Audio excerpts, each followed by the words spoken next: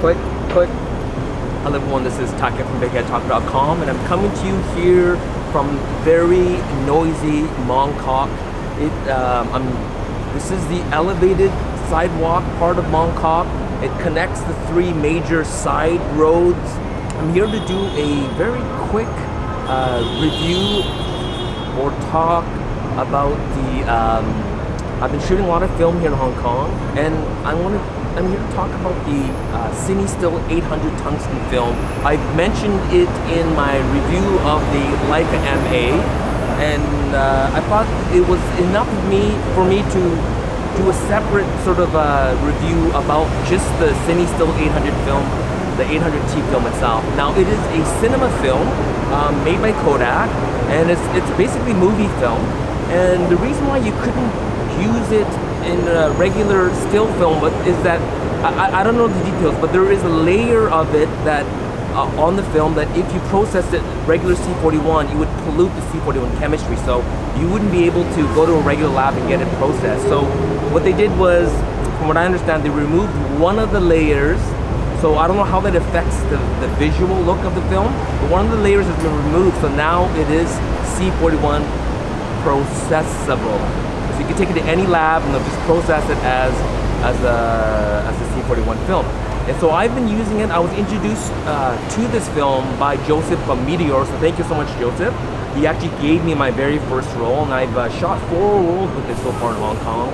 And it is a very unique look. It's tungsten balanced, meaning at night everything is kind of orangey because of the old tungsten lighting.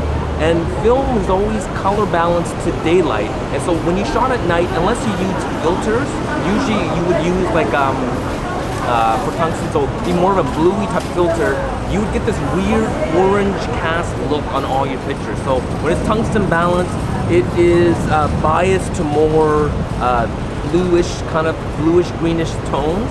And so shooting at night in Hong Kong, it just has this really cool look, and especially with all the neon lights. And so most of the pictures I shot has been either in Mongkok, I'm just thinking majority of Mongkok, Tsim Sha Tsui, and Causeway Bay.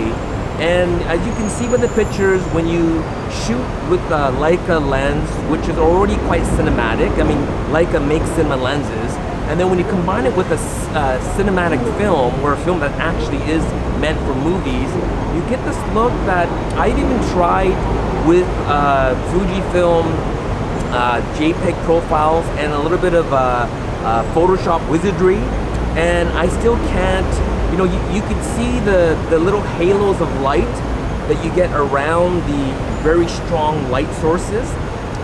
Maybe you could do it in Photoshop if you're really good at it, but I couldn't figure out a way other than doing a little bit of white balance and some luminance, because it is film, and so it's quite grainy, but very little processing at all. And so really it's a film that is almost like the look that we try to get, you know, us Instagrammers or those of us that are trying to get that movie look, that we do it in post.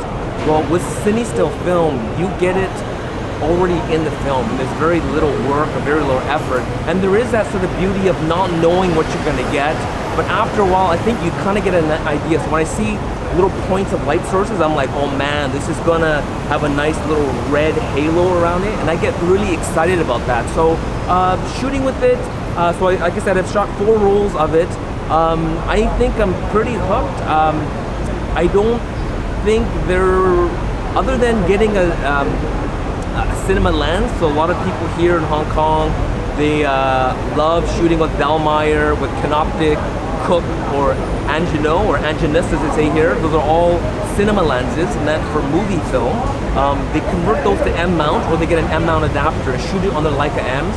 And then when you shoot with cinema film, other than that, you know, shooting with a Leica lens, it has this feel and a look that's very hard. And you know, I'll be posting pictures throughout this video, but you can see that look. So I'm happy with it.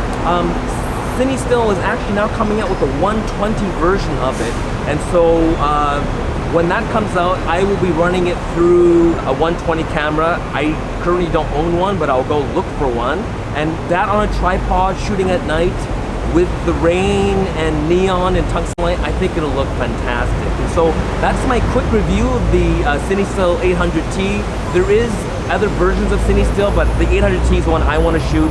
800 is a great speed to shoot at night. You can handhold it. I was typically shooting at about a 60th of a second at f2.8 or f4. That's pretty much it. So you have to really know how to handhold your shots. You can't use you know, high depth of field to get everything in focus. So sometimes you get a bit of a blur or not in focus. But you know what? I actually, like a lot of the film guys here, they're like, they don't care if it's blurry or a little bit out of focus. It's just kind of this mood that you get that it's really hard to mimic on in a digital format. So that's kind of the look. So thank you so much for watching. Thank you for supporting this trip to Hong Kong. Those of you that supported me through my crowdfund campaign, a lot of it, the money went actually to shooting film and getting developed and scanned here in Hong Kong. So thanks so much for your support. Like if you like, subscribe if you haven't subscribed, tell your friends. Thanks for watching and happy shooting. Click, click.